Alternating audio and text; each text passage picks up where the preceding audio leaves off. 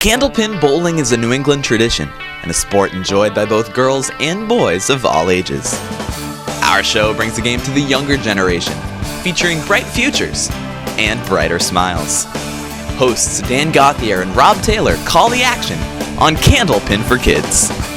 Candlepin for Kids is made possible by its generous sponsors Oddball Sporting Goods, Leo's Super Bowl, Paramount Industries, and individual donators like you. To learn how to donate, go to www.cp4k.com. We're at the International Teams Tournament alongside Dan Gauthier. I'm Rob Taylor. We've had one heck of a day of bowling so far. We have. It's still going on, Rob. It's loud in here. I can barely walk through all the crowd all the time. We've got press here today, and these kids haven't disappointed. They've been hitting some monster scores. I hope they can do it again. A lot's on the line. We're going to be getting to that all later. We've got a match between Team Crosby and Team Drake. It should be a good one. So let's meet them, shall we?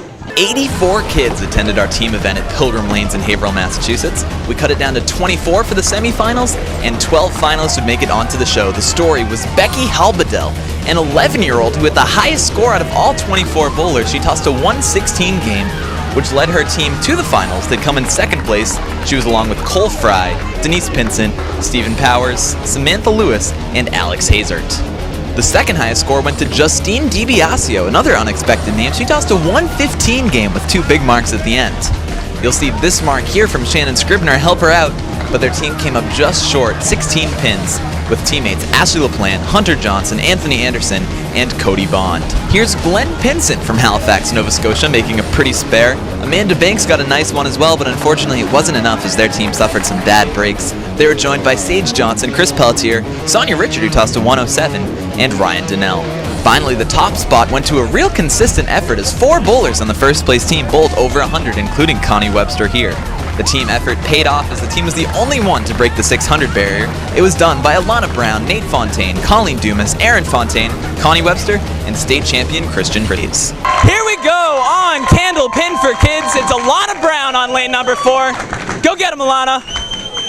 And it's Becky Halbedel on lane number 3. These kids are hot, and so's the weather, Rob. The weather's hot, the lights are pretty hot here. We had 84 kids, so that made for a pretty hot environment. I'm sweating just watching them. And I think things just might be ready to start heating up, too. Now, Becky Halbedel led her team in the opening match. It was the top 4 teams that advanced to the finals. 2 are in it now.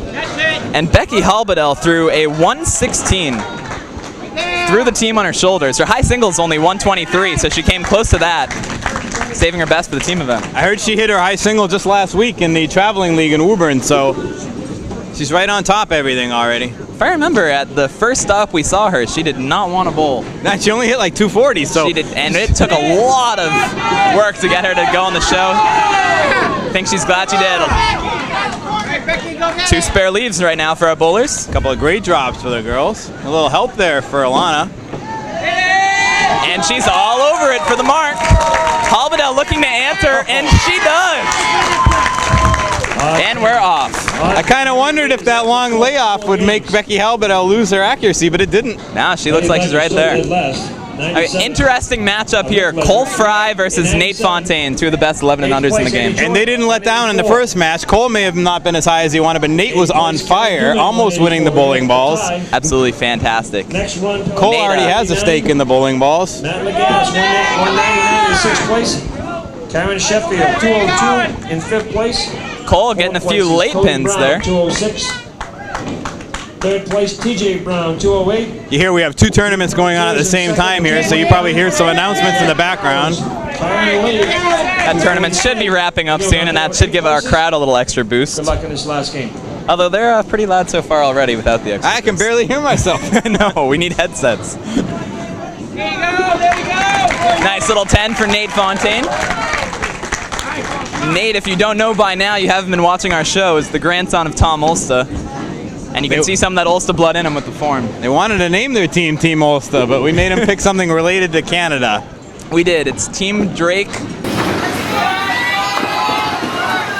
versus Team Crosby. It's Drake on your right, Crosby on your left. Okay, go get that. Let's see if Nate can cut this over. Catch it, Nate, catch it! He can! And Cole Fry answers.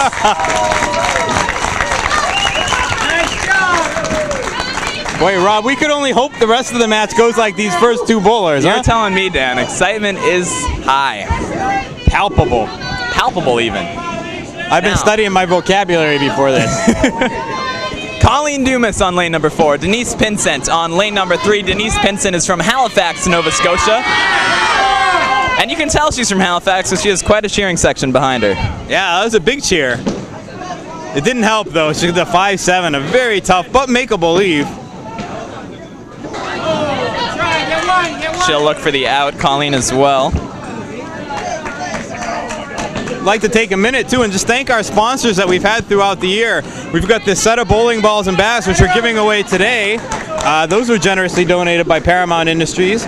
We have some trophies that were donated by an anonymous Red Sox fan sponsor throughout the year. We have Oddball Sporting Goods that's been along all year long as a major sponsor. And finally, Rob, we picked up a recent sponsor, Yep, right? Leo's Super Bowl jumped on board. We can't thank them enough for it. Leo's got to speak with the owner, Mike Leo. He said he really liked what we were doing, thought what we were doing was great for the game. We've, of course, had many Leo Super Bowl bowlers on our show over the years. And we're thrilled to have him on board. It's also worth mentioning that our trophy bears the name Linda DeBoer Memorial Trophy. She was the leader of the Canadian teams, chaperone, organizer. Organizer, a major force in Canadian bowling. She passed away a few years ago. I never got to personally meet her, but I've heard so many stories from so many of the kids saying how instrumental she was to the program. Without her, this event probably wouldn't be happening today, at least in an international format. She helped forge that relationship we have with the Canadians up there.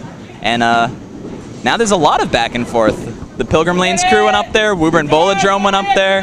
Of course, Halifax is here now, and it's a pretty cool connection. So we've donated the cup to her, and we've dedicated the entire tournament day to one of the young ladies we met up there when we traveled up there. Nice shot by Erin Fontaine.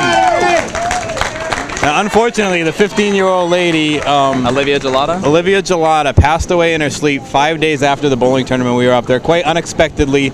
It just shows you how precious life is, and this entire tournament today and all the fun is dedicated to her. Just wanted to get that out there. There was a picture of her with the Pilgrim Lanes head coach, Barton Medeiros, that was eerie to look at. A few days afterwards. I mean, she received a set of bowling balls and was just so happy and made a lot of friends. And hopefully we can all remember her today, and all the kids can, go back and say it was a special day. And it's something we always try to keep in mind on Candlepin for Kids. The huge scores are awesome, but the show more than anything else is about enjoying the game, enjoying others, and enjoying your friends. And when we see some big scores, well, that's just icing on the cake, as Powers looks to put up a big score there, just missing the spare. Erin Fontaine, brother of Nate, looking for a 10 as his ball creeps over, kisses the 3-pin, but doesn't knock it over. Power squeaks a little left. It's a working ball. Sam Lewis now takes the lanes. Sam is one of 2 seniors in this match. This is Sam's last event at Candlepin for Kids. She's joined us for about 3 years. I think it was season 7 that she came on board. And she bowled a great day. She threw a 137 with a double strike in her qualifying rounds. We're glad to have her on the show. On the other side is Connie Webster. This is her 2nd year making the show. Another Halifax native, so you can expect the crowd to be pretty vocal as she delivers this ball. Ooh, wow. She has a good amount of power behind her ball. Expected that to take it, or at least pick up the 10-pin. Samantha up there had a monster score in qualifying, Rob. I was watching her. She was sitting on a double strike at the end of a half. Ended up with a 138, if I'm not mistaken. 7, I believe. 137 game. And she did it today. Yep. And she threw a 337 to qualify, which was also her high triple. So Sam Lewis is having the day of a lifetime in her last Candlepin for Kids appearance. And now she's also gathering bowling balls off the floor. Yeah, there's a lot of balls up there on that ball return. 6 on a lane. It adds up. The kids try to take one back with them sometimes. The other exciting component of today was the Boston Globe being a part of it. As Connie Webster gets the first strike of the match. The pride of Canada. Lets out a yelp. Battle cry. Connie's got a battle cry. Sam's going to look to answer. Right there! And she does! Nice little fist pump from Sam Lewis. USA! USA! We have ourselves a showdown. That second box seemed to be the magical one. 7 out of 8 bowlers right now have at least one mark up there. 7 out of 10. Oh, it's even more than Still, that. though, pretty impressive. It's a lot. It's 70% mark rate in a box. That's very good, yeah. I'd be content with that. Now, in this matchup, we have a very interesting one. It's Christian Craze on lane number 4. He is the Mass States champion. We just met him yesterday for the first time. He was bowling in the scholarship tournament. There's one representative from 3 different houses, Alley Cat, Bayberry, and Pilgrim Lanes. Christian was at that. He threw about a 570, I believe, to win the event. We said, hey, Christian, you're pretty good. You ought to come to Candlepin for Kids. And what do you know, he came. Wasn't expecting it. We're thrilled to have him. On the other side is Alex Hazert, our Division III champion, along with Kylie Josefiak. Alex was responsible for what was most likely the most exciting finish of certainly the year, maybe Candlepin for Kids history. He needed 7 in his last ball. He was filling a spare. He needed 7 on it for the tie, 8 for the win, and he threw a hammer. Yeah, I was telling you, Rob, I watched that over and over at work. Luckily, my work coworkers don't know about this. You know, they won't watch this. But I watched it over and over at work on Friday, and I couldn't help but notice he didn't even react when he threw that strike. I was expecting an arm pump, Nothing. a yell. He's just like, I knew it. Expected it all the way. Hazard off on that fill, but still good for 5. He'll take that in a spare leave. Christian's got a nice little one here too, if he can put it on the spot.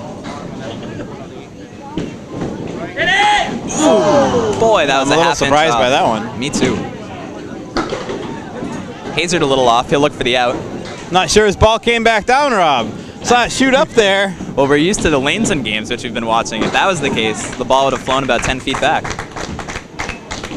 The reason we're used to lanes and games is we filmed the Pro Series finals there last week. We teamed up with them, as our bowlers will switch sides.